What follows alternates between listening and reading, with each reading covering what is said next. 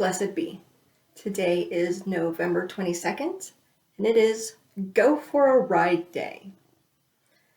Just a awareness social holiday about getting out of the house. If you found yourself and your partner with some extra time and you wanted to just get the car and go. I'd be okay with that now these days. I drive a hybrid. So you got to save the money because gas is expensive, and go for a ride day is going to be hard to pull off with inflation rates. So, yay, hybrid. Today at work, my meeting went great with my peers. So this is the meeting I facilitate, and I broke it into two sections. The first one was a question asked last week. So I found the answer and presented more of a hands-on exercise. I actually started this time where I was like, you asked this question last week, and I said I'd look it up, and I found the answer, but I'm not going to tell you what it is. We get to go through, and I was like, this is the hands-on part. Open up your AutoCAD, and let's work through this. And a good exercise to get everybody, more comfortable with how to research this kind of troubleshooting. How did I go about finding the answer and things like that? Because when you're doing it yourself, you're much more engaged about the experience and the input that comes in than me just telling you what the answer was. So the question had to do with the difference between using layer versus minus layer when you enter it into the command line. It was asked last week because when we were doing the action macros, I had mentioned that you had to use the negative layer command to initiate the process. And so for this exercise, I told the guys, turn on your AutoCAD, type in layer, tell me what happens. So when you just type in the regular layer, it opens up your layer manager palette. That's all it does. But if you type in minus layer, it initiates layer as a command.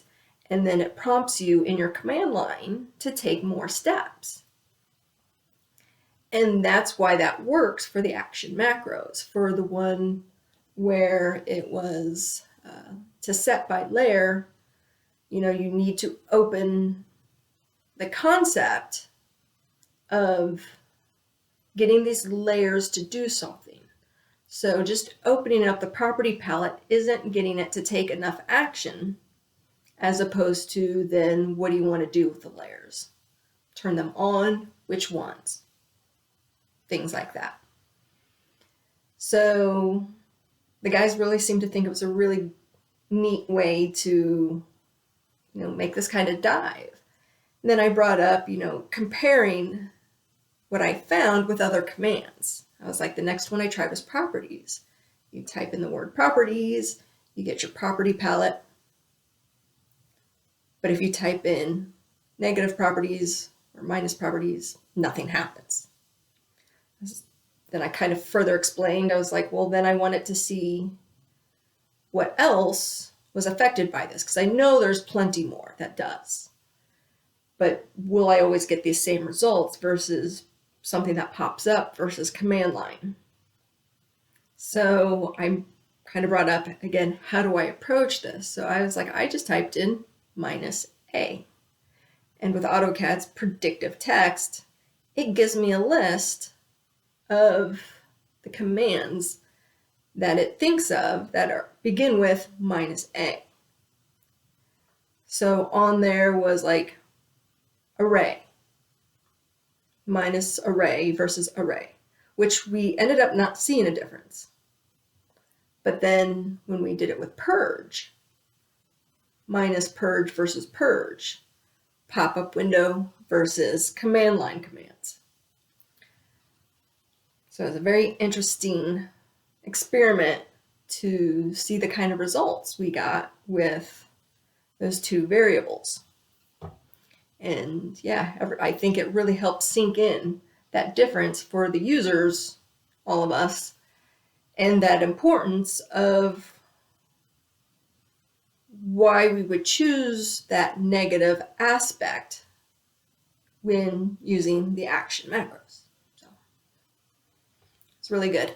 The second part was my peer presenting his dive into the action macro world, except he went and found the Lisp routine.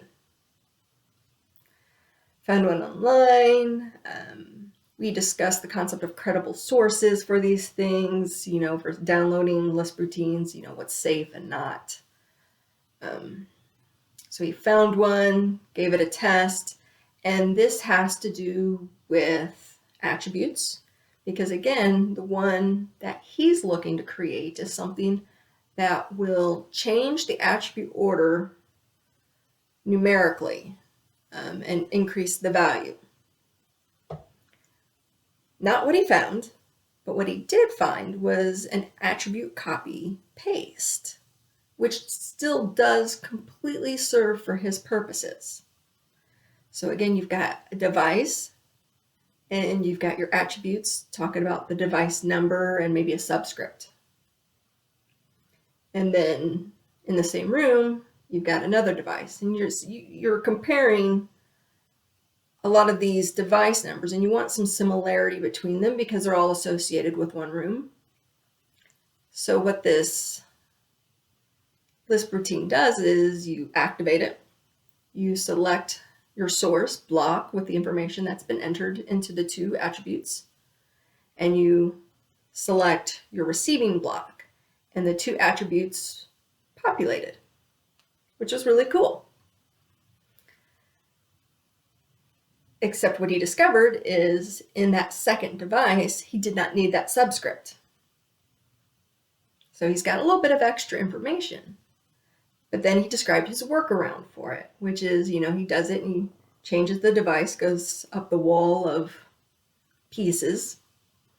Then he selects the devices that only require one attribute to be visible, and then just goes to the property palette and deletes the subscript in the block. Boom, all that extra information's gone within just a few keystrokes. As long as you're selecting the right pieces, the property override, great way to get that done. All in all, a pretty good trick for him, and that's going to start saving him lots of time. Again, this is all about automating repetitive steps, because without this, you are double-clicking every attribute over and over and copy, paste, get out, copy, paste, get out. And, we want to save as many steps as possible.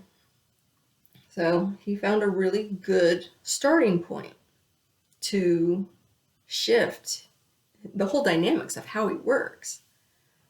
One of the things he talked about that he did not like, what this Lisp routine did, is it turns off all the O snaps.